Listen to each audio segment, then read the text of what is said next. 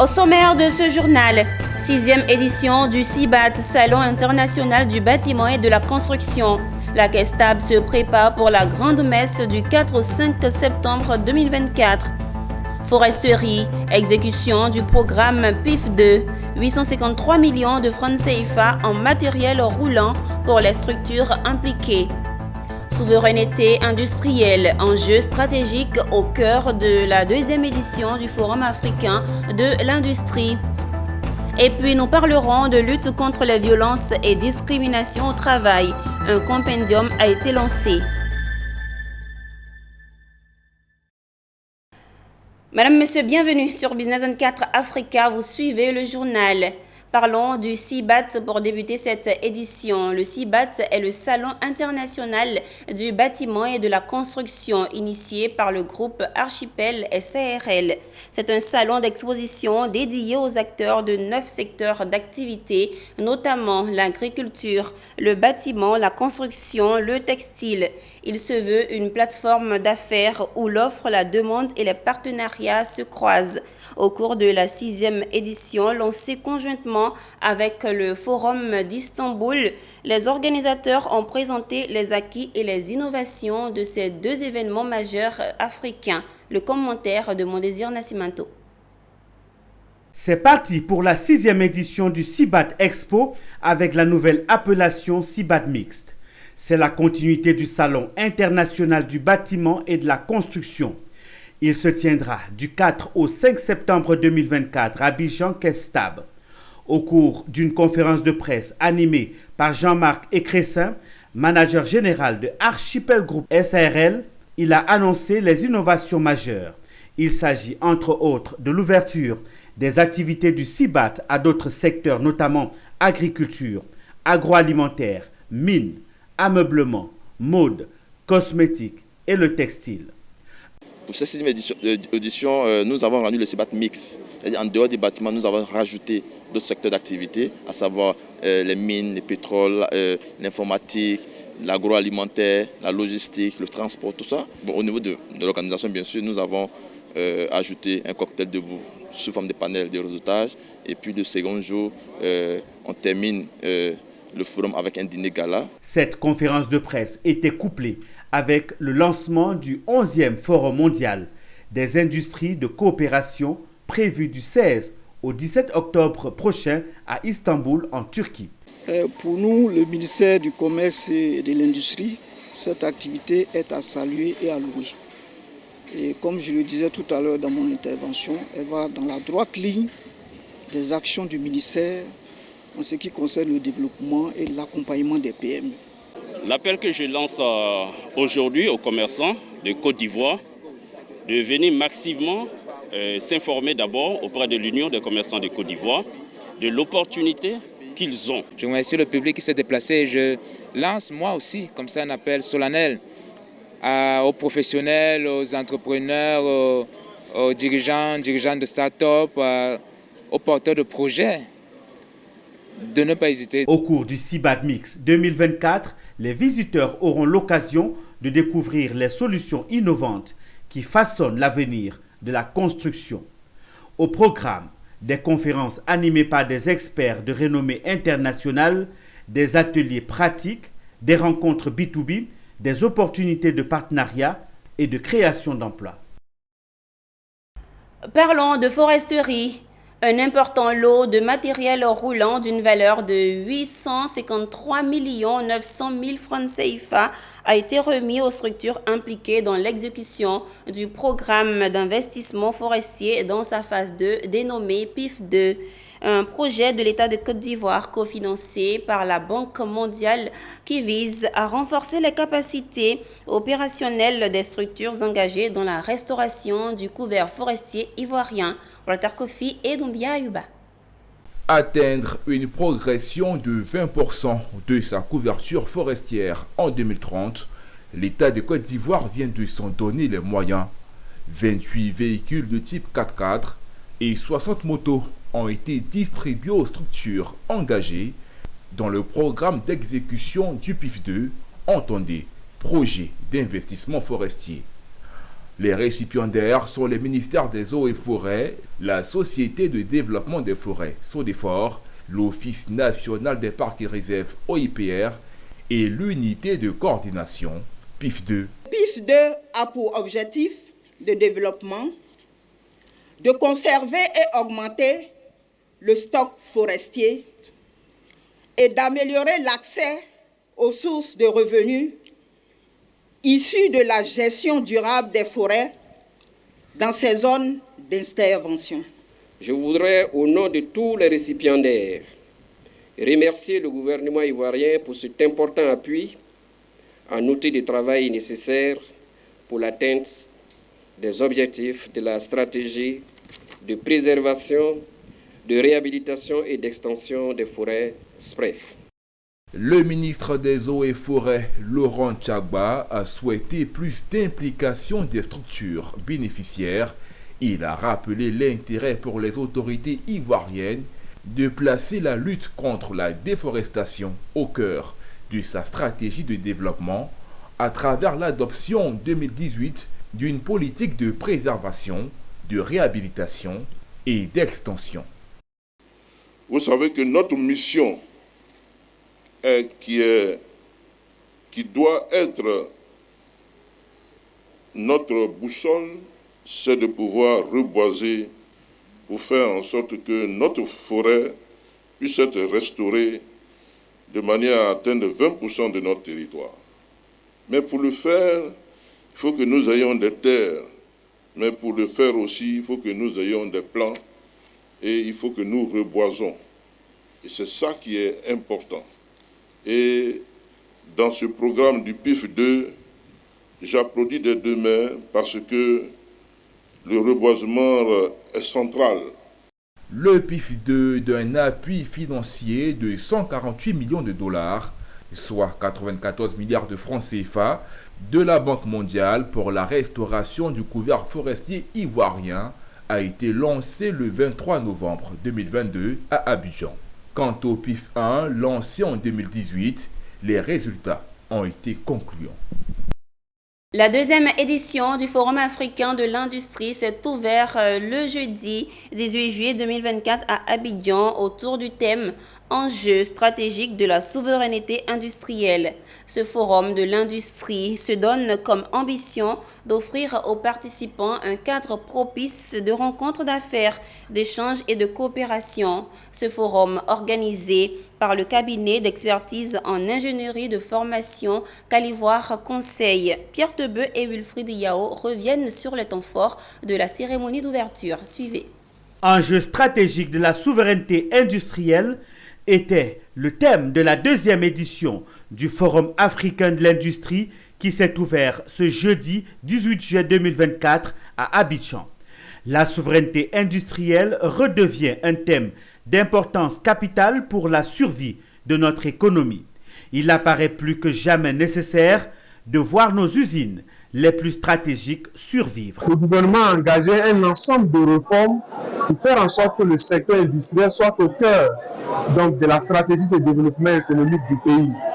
Aujourd'hui, le gouvernement a défini 7 clusters industriels importants dans lesquels des actions ciblées sont engagées à l'effet de renforcer donc, la diversification du tissu industriel, mais surtout de renforcer la compétitivité des entreprises industrielles. Aujourd'hui, quand vous regardez le thème de cet atelier, qui est sur le développement de la Côte d'Ivoire, qui se base sur l'industrialisation, c'est un message qui épouse pleinement les visions non seulement du gouvernement, qui a comme premier pilier le développement économique, en nous basant sur l'industrialisation. Un forum qui vient répondre à plusieurs problématiques sur l'industrialisation de l'Afrique, surtout à l'heure où le continent est confronté à une question de transformation de ses matières premières.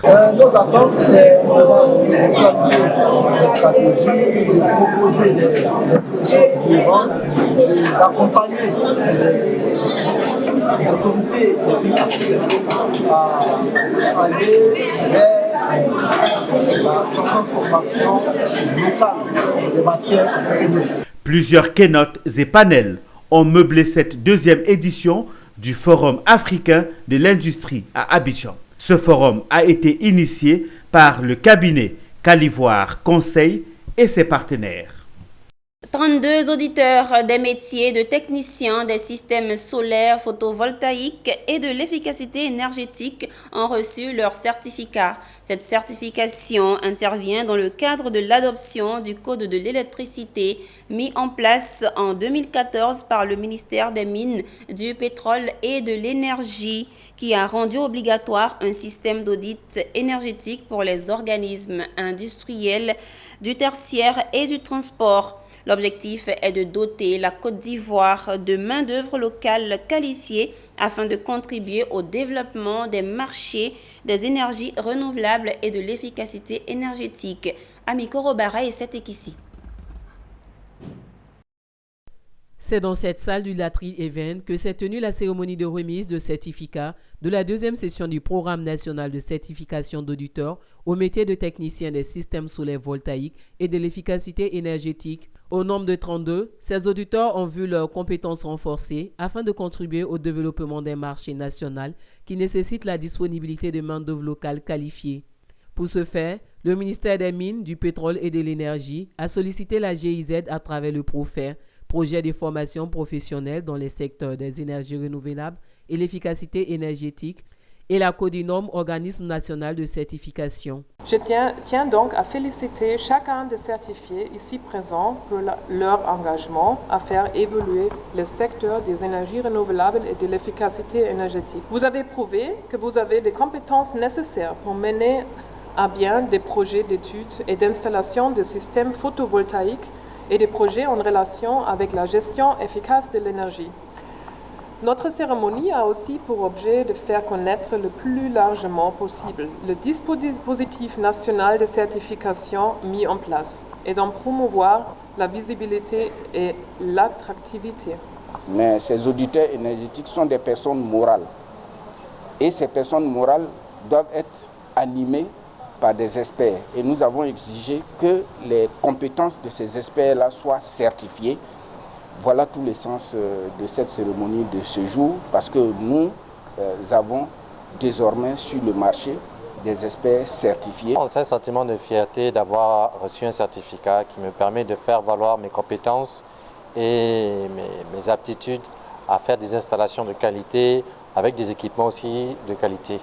La suite, nous avons un certificat, on va le faire valoir et communiquer dessus pour montrer à nos clients actuels et futurs que nous avons réellement les compétences et la qualification pour pouvoir faire des installations de qualité. À travers cette certification, la Côte d'Ivoire renforce l'ancrage institutionnel et la crédibilité de la certification des compétences en énergie renouvelable et efficacité de l'énergie. Pour la prochaine session, les inscriptions sont ouvertes jusqu'au 24 septembre 2024. L'Association des femmes juristes de Côte d'Ivoire et le contentieux stratégique sur le droit des femmes ont organisé ce vendredi 19 juillet un atelier de formation pour les défenseurs des droits des femmes et des filles au Burkina Faso et en Côte d'Ivoire. L'atelier vise à doter les défenseurs des droits des femmes de connaissances, de compétences nécessaires pour engager des contentieux stratégiques sur des cas de violences faites aux femmes et aux jeunes filles. Et ceci pour renforcer le plaidoyer. Eunice Bogou et c'est ici. Les Nations Unies définissent la violence à l'égard des femmes comme tout acte de violence dirigé comme le sexe féminin, causant aux femmes un préjudice ou des souffrances physiques, sexuelles ou psychologiques, y compris la menace de tels actes, la contrainte ou la privation arbitraire de la liberté. C'est dans ce sens que l'Association des femmes juristes de Côte d'Ivoire et le IDA a organisé ce vendredi 19 juillet un atelier de formation pour mieux échanger sur la promotion et la protection des droits des femmes et des filles. Le projet concerne quoi concrètement ? Généralement, c'est pour la promotion et la protection des droits de la femme dans les 3 pays qui sont concernés. Et ces pays sont d'abord la Côte d'Ivoire, le Burkina Faso et le Mali. Et quelles sont les activités concrètement dans ce projet ? Alors, les membres des pools, et les pools sont des structures qui ont été créées dans le cadre de ce projet et qui comprennent, les pools comprennent les avocats, avocates et les membres de la société civile qui sont intéressés à protéger, à promouvoir les droits de l'homme dans ces 3 pays qui sont concernés. À travers donc, ce projet, pour nous, c'est plus de 50 femmes victimes donc, de VBG que nous avons donc appuyées. C'est plus de 10 femmes aujourd'hui qui retrouvent les dossiers en justice, que l'État de Côte d'Ivoire est en train de traiter, parce que par moment, comme on le dit, il faut savoir que la justice aussi travaille. Donc c'est quelque chose que pour nous, il fallait vraiment ce projet-là pour exactement croire qu'en Côte d'Ivoire, ce n'est pas tout qu'on dit, non, que quand tu as ton affaire à la justice, ça ne porte pas. L'Association des femmes juristes du Côte d'Ivoire, AFJCI, fut officiellement créée en tant que ONG en 1984. Ses membres sont des femmes ayant fait une carrière en droit. On trouve donc en son sein des magistrats, des avocates, des notaires, des juristes qui traitent des thématiques telles que la discrimination et violences basées sur le genre, le travail des enfants forcés et le difficile accès à la justice pour certaines populations. À Yamoussoukro, capitale politique de Côte d'Ivoire, il s'est tenu la validation d'un projet d'arrêté visant à réguler les procédures et modalités des enquêtes publiques ainsi que la mobilisation des parties prenantes pour tout projet d'investissement en Côte d'Ivoire.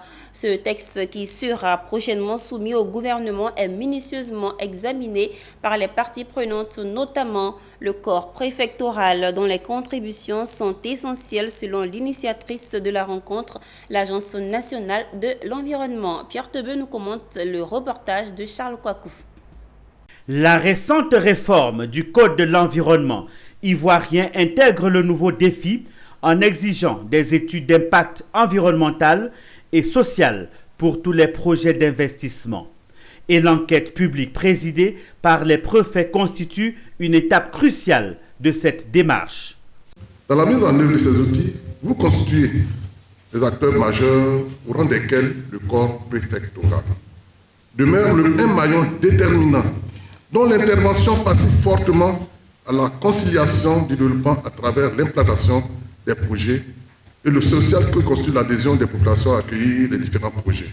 Cette initiative d'intégrer l'enquête publique dans le cadre réglementaire a été saluée par le spécialiste principal en développement social à la Banque mondiale. Il est donc heureux pour nous de constater que la mobilisation des parties prenantes, qui est un principe de base de l'évaluation environnementale et sociale, fasse l'objet d'un arrêté avec l'enquête publique qui existait déjà et qui constitue en fait une étape de la mobilisation des parties prenantes. Cette approche tient une place toute particulière dans le... Je voudrais vous adresser mes chaleureuses salutations et vous exprimer la reconnaissance donc du ministre et de l'ensemble de ses collaborateurs pour avoir répondu présent à cette rencontre de travail qui permettra de renforcer et de consolider notre collaboration sur cette importante activité. Au-delà de la validation de cet arrêté, cette rencontre visait aussi à informer les parties prenantes sur les nouvelles règles et procédures définies par le récent décret relatif aux évaluations environnementales et sociales. L'Association des directeurs et chefs de service de San Pedro a récemment organisé une cérémonie d'hommage pour célébrer Ousmane Koulibaly, un cadre de la localité pour son rôle dans le développement de la région.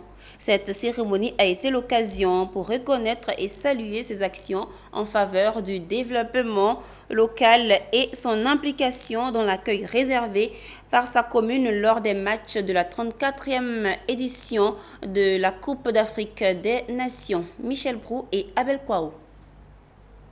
Ousmane Koulibaly était à l'honneur dans la localité de San Pedro où il a reçu la reconnaissance de ses pairs, amis et familles depuis sa prise de fonction en 2011. Ses actions dans la mise en place de projets de développement local, son implication, son leadership et sa vision dans la mobilisation de ressources nécessaires pour le bien-être des populations ont été saluées à cette occasion. Cette journée d'hommage de l'association des directeurs et chefs de service de San Pedro a été meublée par des activités socio-sportives à l'école centenaire de la cité, notamment le tournoi interservices hommes et femmes. C'est un moment de joie et de satisfaction. Nous sommes très heureux et très contents d'honorer notre patron, monsieur le préfet, de région, préfet du département de San Pedro. C'est un grand homme qui aime le travail et qui nous accompagne dans toutes nos missions. C'est un préfet honoré qui a exprimé sa gratitude envers ses collaborateurs pour le soutien et l'accompagnement dans l'exercice de ses fonctions dans la région. Tout San Pedro vient de m'honorer. Alors je ne peux que dire merci à cette population. Merci à Dieu. Merci au chef de l'État qui, à un moment de ma carrière, a cru en moi en m'envoyant ici à San Pedro. Et je crois qu'il ne s'est pas trompé en m'amenant à San Pedro. Après, toute la population de San Pedro, aujourd'hui, reconnaissante, est venue m'honorer. L'association des directeurs et chefs du service de San Pedro a été créée le 11 décembre 2012 et regroupe l'ensemble des directeurs et chefs du service de la région de San Pedro. Cette association a pour objectif d'unir les membres et de créer des liens de fraternité, d'amitié, de solidarité.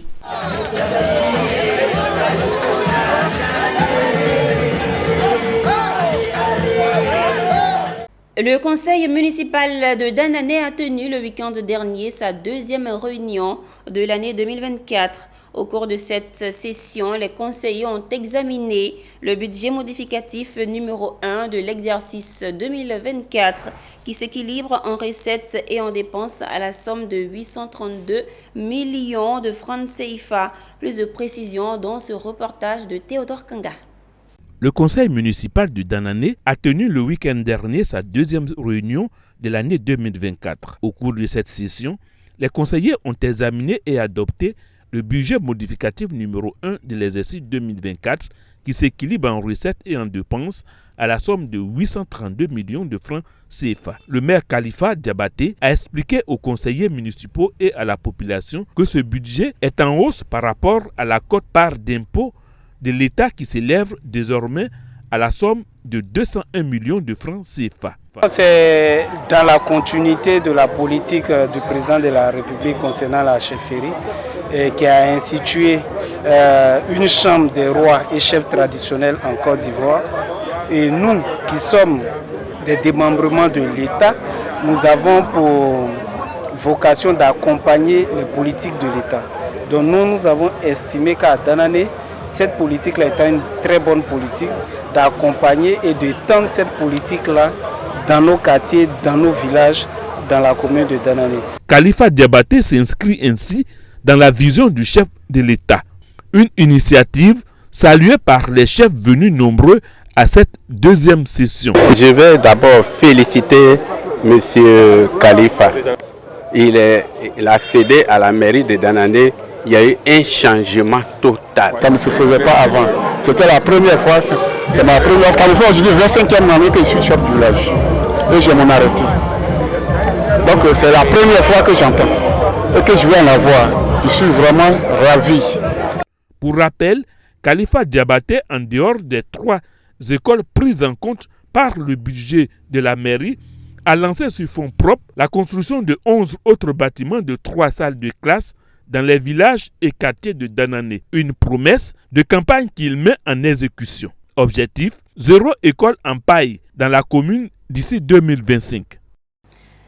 Terminons ce journal en images. Le conseil d'administration du groupe de la Banque africaine de développement a approuvé un prêt de 260,4 millions de dollars à la République démocratique du Congo. L'objectif est de contribuer au financement du projet d'appui au développement des chaînes de valeur en soutien au programme de transformation de l'agriculture. C'est la fin de ce journal. Merci de l'avoir suivi. Les programmes se poursuivent sur Business 24 Africa, votre télé utile.